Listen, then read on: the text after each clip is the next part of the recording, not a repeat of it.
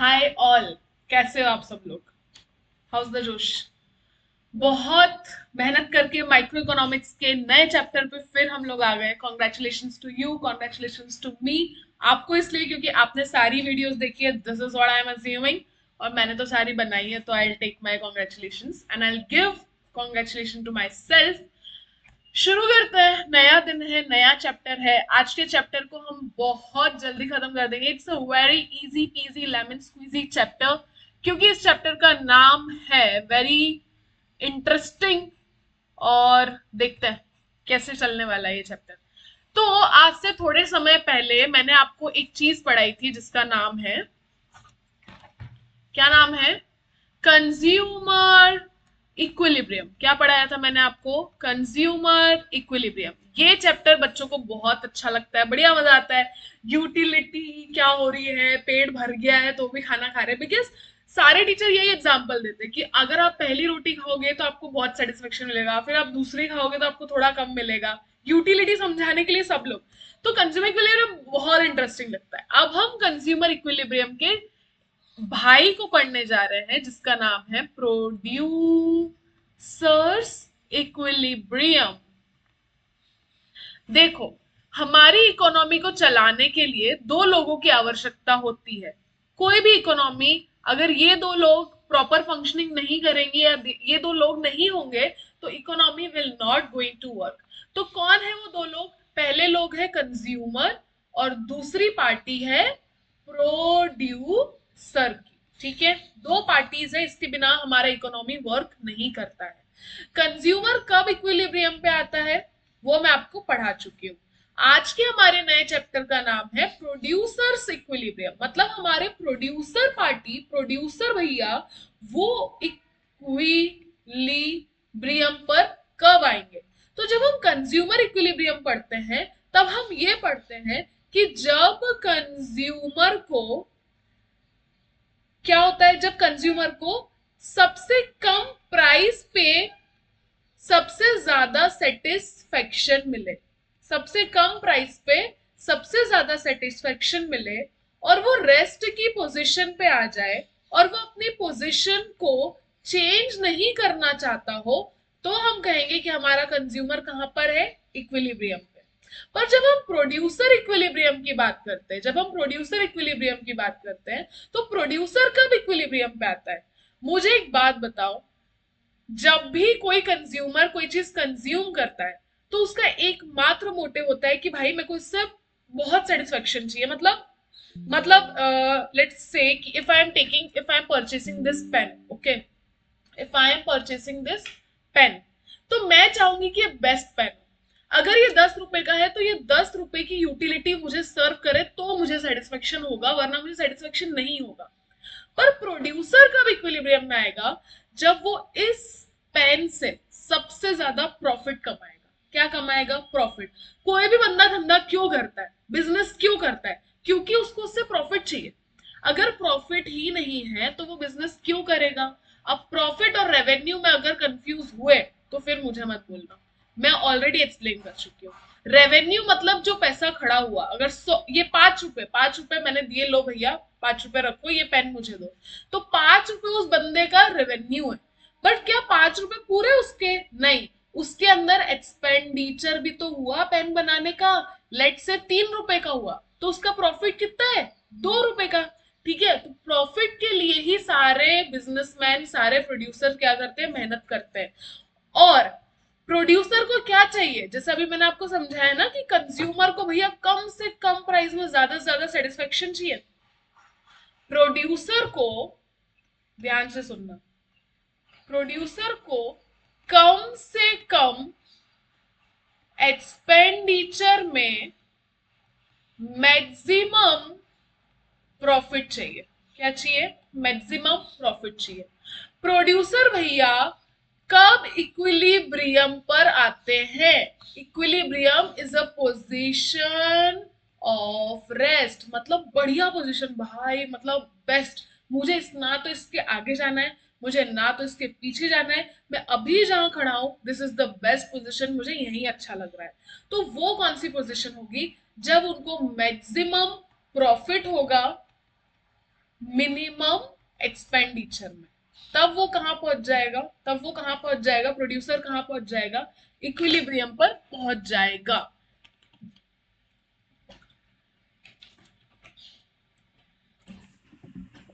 समझे? अब मेरी बात सुनो, वो पहुंच जाएगा इक्विलिब्रियम पे। प्रोड्यूसर का इक्विलिब्रियम पढ़ने के लिए दो अप्रोच है। क्या है? दो अप्रोच है। पहले मैं आपको अपने उससे पूरा चैप्टर समझाने वाली हूँ, ठीक है? उसके बाद बुक पे चलेंगे, बुक में क्या लिखा है वो मैं बता दूंगी, दोनों को अपन रिकंसाइल कर लेंगे और चैप्टर खत्म करेंगे। Got it? समझ गए? ठीक है। तो प्रोड्यूसर इक्विलिब्रियम पढ़ने की हमारे पास दो अप्रोच है। पहला है total total revenue total cost approach. दूसरी है मार्जिनल कॉस्ट अप्रोच। ये हमारे सिलेबस में नहीं है, तो इसको अभी के लिए जाने दो। अभी के लिए फोकस करो मार्जिनल कॉस्ट अप्रोच पे। किस अप्रोच पे फोकस करो? Marginal cost approach. Marginal revenue क्या होता है? Addition made to total revenue when one more unit is sold। जहां भी आता है मार्जिनल वहां आता है एडिशन। रेवेन्यू मतलब कमाई। जब मैंने कुछ ज्यादा पैसा कमाया एक एक्स्ट्रा यूनिट बेचने से, वो मेरा मार्जिनल रेवेन्यू। अगर नहीं पता तो दूसरे चैप्टर है मार्जिनल रेवेन्यू में बहुत अच्छे से पढ़ाया है, मार्जिनल कॉस्ट चैप्टर में बहुत अच्छे से पढ़ाया है। Go and watch that video. क्योंकि सी इट्स नॉट पॉसिबल, चाह कर भी नॉट पॉसिबल कि मैं हर चैप्टर में हर शब्द, क्योंकि सी दिस इज बेसिक। जैसे एबीसीडी नर्सरी में पढ़ा दिए, अब आगे जाके तो वर्ड्स पढ़ाऊंगी ना, फिर सेंटेंस पढ़ाऊंगी, फिर पैराग्राफ पढ़ाऊंगी। तो आप क्या एक्सपेक्ट कर रहे हो कि जब मैं पैराग्राफ पढ़ाऊं तब मैं जाके आपको एबीसीडी फिर से पढ़ाऊं? ये कॉम्प्लिकेटेड हो जाएगा मेरे लिए भी और आपके लिए भी। तो अगर मैं सेंटेंस या पैराग्राफ पे पहुंच गई हूं तो दिस इज योर रिस्पॉन्सिबिलिटी कि आप एबीसीडी पढ़ो। तो दिस एबीसीडी, ठीक है?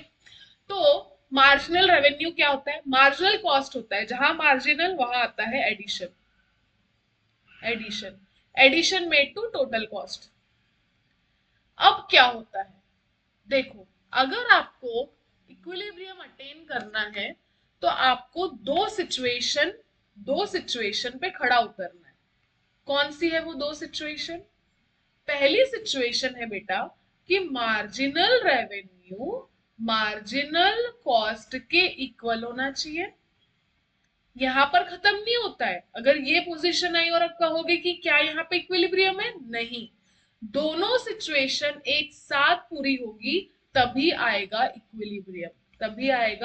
Equilibrium, marginal revenue is marginal cost is more than marginal revenue. जब ये दोनों सिचुएशन पूरी हो जाएगी तो हमारा हमारा आई एम सॉरी, तो हमारा प्रोड्यूसर कहां पहुंचेगा? इक्विलिब्रियम पे। देखो अब कैसी है ये अप्रोच। इस अप्रोच पढ़ने के लिए हमें दो तरह की सिचुएशन स्टडी करनी पड़ेगी। कौन सी वो दो तरह की सिचुएशन? पहली सिचुएशन है व्हेन प्राइस रिमेन्स कांस्टेंट, और दूसरी सिचुएशन है when price fall with rise in output। समझे?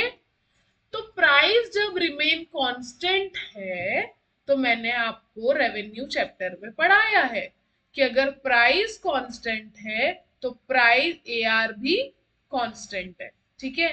तो यहां पर कैसा ग्राफ बनेगा? ये होगी प्राइस और यही होगा एआर, और ये होगा मार्जिनल, ये क्या होगा? मार्जिनल कॉस्ट, ठीक है? तो ये हो गया आपका टोटल आपका रेवेन्यू वाला और ये मार्जिनल कॉस्ट। तो यहाँ पर देखो आपको दो पॉइंट मिल रहे हैं ना, पॉइंट ए और पॉइंट बी। मैंने आपको बताया है कि ऐसी पोजीशन जब मार्जिनल रेवेन्यू मार्जिनल कॉस्ट के इक्वल हो जाए, तो क्या यहाँ पर मार्जिनल रेवेन्यू ने मार्जिनल कॉस्ट को टच करा? हाँ करा। तो क्या ये इक्विलिब्रियम है? नहीं। इक्विलिब्रियम तब होगा जब वो दोबारा कट करेगा और इसके बाद कभी भी मार्जिनल कॉस्ट मार्जिनल रेवेन्यू से नहीं मिलेगी, इसलिए इस पॉइंट पे क्या आएगा? इक्विलिब्रियम आएगा। इसलिए ध्यान रखना कि जब भी हम ये स्टडी कर रहे हैं इक्विलिब्रियम की, तो दोनों सिचुएशन अटेन होनी चाहिए। कौन कौन सी? When marginal cost is equals to marginal revenue and marginal cost is more than marginal revenue. अब आप देखो बेटा कि यहाँ पर जो है वो कॉस्ट बढ़ती चली जा रही है पर रेवेन्यू कांस्टेंट है। अगर मेरी कॉस्ट बढ़ती चली जाएगी पर मेरा रेवेन्यू नहीं बढ़ेगा, तो मैं क्या और प्रोड्यूस करना चाहूंगा? चाहूंगी? नहीं चाहूंगी। मैं तब तक प्रोड्यूस करूंगी जब तक मेरी कॉस्ट कम है और प्रॉफिट ज्यादा है। जहां मैंने देखा भैया खर्चा बहुत हो रहा है पर मुनाफा इतना नहीं हो रहा है, तब मैं अपना प्रोडक्शन करना बंद कर दूंगा, मैं इक्विलिब्रियम पे आ जाऊंगा। समझ गए? अब आगे देखो। अभी चलो इतना स्टडी अपन करते हैं पहले यहां से, ठीक है? तो प्रोड्यूसर्स इक्विलिब्रियम देखो, प्रोड्यूसर इक्विलिब्रियम क्या होता है? कोई भी प्रोड्यूसर काम करता है, अपना बिजनेस चलाता है ताकि उसको उस बिजनेस से क्या मिले? प्रॉफिट मिले, ठीक है? तो कंज्यूमर इक्विलिब्रियम में कंज्यूमर काम करता है सेटिस्फेक्शन के लिए, और प्रोड्यूसर इक्विलिब्रियम में प्रोड्यूसर काम करता है ज्यादा से ज्यादा प्रॉफिट के लिए। प्रॉफिट का मतलब क्या होता है? प्रॉफिट का मतलब होता है excess of receipt over expenditure. ये लाइन रट लेना। मान लो खर्चा हुआ 3 रुपए का, माल बेचा 5 रुपए में, तो ये जो 2 रुपए है ये है तुम्हारा प्रॉफिट, ठीक है? Where is my okay. अब प्रोड्यूसर इक्विलिब्रियम क्या होता है? प्रोड्यूसर इक्विलिब्रियम वो होता है जब उसको मैक्सिमम प्रॉफिट हो और सबसे कम, refers to a price and output का combination which will maximum profit to the producer, और अब ज्यादा अगर प्रोड्यूस करेगा तो उसका प्रॉफिट डिक्लाइन हो जाएगा। इसको पढ़ने की दो अप्रोच है, बाकी हमारे सिलेबस में ये वाली है, marginal revenue marginal cost approach. According to MRMC approach, producer equilibrium पे आता है जब ये दो सिचुएशन अटेन होती है। मार्जिनल कॉस्ट मार्जिनल रेवेन्यू के इक्वल होना चाहिए, और मार्जिनल कॉस्ट जब ज्यादा हो जाएगी MR से तब तक।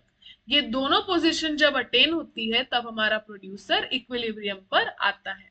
इस पोजीशन को पढ़ने के लिए दो तरीके हैं, when price remain constant, when price fall with level of output, ठीक है? तो आप देखो पहली है व्हेन प्राइस रिमेन कांस्टेंट। तो जब प्राइस कांस्टेंट है तब आउटपुट जो देखो, आउटपुट भले ही बढ़ रहा है पर प्राइस हर जगह कांस्टेंट है, इसलिए मार्जिनल रेवेन्यू भी कांस्टेंट है। इसलिए हम कहते हैं कि when price remain constant, price is equals to MR is equals to AR। अगर AR भी निकालोगे तो वो क्या आएगा? 12 ही आएगा, प्राइस के इक्वल आएगा। तो इसका ग्राफ कैसा बनेगा? Horizontal straight line parallel to X axis. AR is equals to MR is equals to price, और ये है MC। तो क्या ये इक्विलिब्रियम है? नहीं। क्या ये इक्विलिब्रियम है? हाँ, क्योंकि यहाँ पर MR MC के इक्वल हुआ और अब MC MR से ज्यादा भी हो गया है, when MC is greater than MR। दूसरी अप्रोच है when price fall with the level of output। यहाँ पर जैसे जैसे लेवल ऑफ आउटपुट बढ़ रहा है वैसे वैसे प्राइस कम हो रही है। तो यहाँ पर मार्जिनल रेवेन्यू का कर्व कैसा बनेगा? यहाँ पर बनेगा मार्जिनल रेवेन्यू डाउनवर्ड स्लोपिंग। कैसा बनेगा? Downward sloping. बेटा ये डाउनवर्ड स्लोपिंग इसलिए है क्योंकि प्राइस के बढ़ने से आउटपुट कम हो गया है, ठीक है। और इसको एमसी ने यहां से काटा, तो क्या यहाँ इक्विलिब्रियम आएगा? नहीं। क्या यहाँ इक्विलिब्रियम आएगा? हाँ, क्योंकि यहाँ पर एम आर और एमसी इक्वल है और MC is greater than M R भी हो गया है। और इस तरह से आपका ये चैप्टर खत्म होता है। बहुत स्कोरिंग चैप्टर है। M R M C approach के थ्रू आपको इक्विलिब्रियम अटेन करना है। दिस इज वेरी सिंपल, बहुत जल्दी याद होने वाला है, बहुत क्रिस्प चैप्टर है। आई थिंक मैं आपको इजीली समझा पाई हूँ। जब हम टाइप्स ऑफ मार्केट पढ़ेंगे ना बेटा, तब आपको पता पड़ेगा ये प्राइस रिमेन कांस्टेंट और ये कौन से मार्केट में होता है। तो जब हम मेन मार्केट फॉर्म नाम का एक चैप्टर पढ़ेंगे, then I will explain you. I hope आपको समझ आया। Thank you so much. Like share subscribe to my YouTube channel, बोलना पड़ेगा।